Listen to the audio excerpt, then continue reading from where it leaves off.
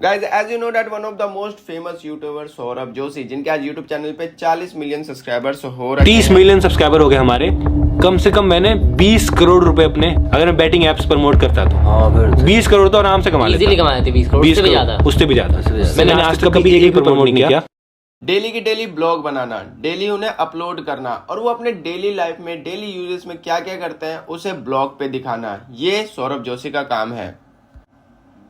और अपनी मेहनत से उन्होंने आज 40 मिलियन सब्सक्राइबर्स का एक बड़ा चैनल कंप्लीट कर रखा है। बट गाइस क्वेश्चन ये आता है कि क्या सौरभ जोशी अपने ब्लॉग्स में सब कुछ रियल चीजें बताते हैं, सब कुछ सच बोलते हैं? क्या उनके ब्लॉग्स स्क्रिप्टेड होते हैं? क्या उनके ब्लॉग्स में कुछ भी झूठ नहीं होता है? तो चलिए आज सौरभ जोशी के चैनल को रिव्यू करते हैं और चीजों को ब्रेक डाउन करते हैं। तो गाइस जैसा कि आपको पता है कि सौरभ जोशी प्योर वेजिटेरियन है और उनके घर में एग वगैरह कुछ भी नहीं आता। तो क्या लगता है ये बात रियल है? वो एक ब्लॉग में अपनी मम्मी जी के ऊपर प्रैंक करते हैं कि वो घर में अंडे ले आते हैं और अपनी मम्मी को दिखाते हैं कि ये अंडे हैं, बट वो टोटली प्रैंक होता है। वो कहते हैं कि ये बात बिल्कुल झूठ थी। तो इसका मतलब ये हुआ कि सौरभ जोशी एग वगैरह नहीं खाते और ये बात बिल्कुल झूठ है। बट हम उसी के नेक्स्ट ब्लॉग में देखते हैं कि सौरभ जोशी के घर में एक एग है जो कि ब्रेड के साथ बन रहा है। तो क्या ये झूठ है या फिर सच? भाई सौरभ जोशी अपने ब्लॉग्स में कहते हैं कि मैं एग नहीं खाता, लेकिन उनके घर में एग बन रहे हैं। सेकंड एग्जांपल ये लेते हैं कि सौरभ जोशी हमेशा ये कहते हैं कि मैं कभी भी कोई गलत काम नहीं करता, मैं गैम्बलिंग एप्स को कभी भी प्रमोट नहीं करता, मैं गलत काम है जो आप कभी नहीं करना चाहोगे, चाहे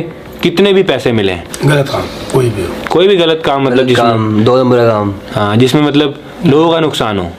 सबसे पहली बात तो कोई भी बड़ा क्रिएटर किसी भी गैम्बलिंग एप्स को प्रमोट करना पसंद नहीं करता, क्योंकि इससे उनकी इमेज पे इफेक्ट पड़ता है और लोग उन्हें देखना भी कम कर देते हैं और अनसब्सक्राइब कर देते हैं। लेकिन इसका मतलब ये नहीं है कि सौरभ जोशी ने किसी गलत चीज को कभी एडवर्टाइज नहीं किया। और भाई जैसा कि आपको पता ही है कि आदिवासी हेयर ऑयल ये बहुत बड़ा ही स्कैम था, लोगों को फायदा कुछ भी नहीं हुआ और ये स्कैम निकला और सौरभ जोशी ने उस ऑयल को प्रमोट भी किया था। और गैस क्या आपको पता है कि सौरभ जोशी को उस ब्लॉग के कारण इतनी ज्यादा हेट मिली कि उन्हें वो वाला ब्लॉग डिलीट करना पड़ेगा। अब चलिए एक और एग्जांपल लेते हैं। आपको लगता होगा कि सौरभ जोशी बहुत हेल्पिंग और काइंड नेचर के, बट जब उनके कुछ सब्सक्राइबर्स उनसे मिलने आए थे तो सौरभ जोशी ने अपनी मर्सिडीज को बिल्कुल तेज भगाई और वो उनसे मिले भी नहीं। और फिर देखिए उनका गार्ड उनके सब्सक्राइबर्स से क्या कहता है। ये कहता है कि मैं मिलना नहीं चाहता किसी को, मेरे पास किसी को मत भेजो, डायरेक्ट मना कर दो, वो मिलना नहीं चाहता। तो गाइज अब आप समझ सकते हो कि सौरभ जोशी का नेचर और उनका बिहेवियर किस तरीके का है। आई होप आपको ये वीडियो पसंद आई होगी।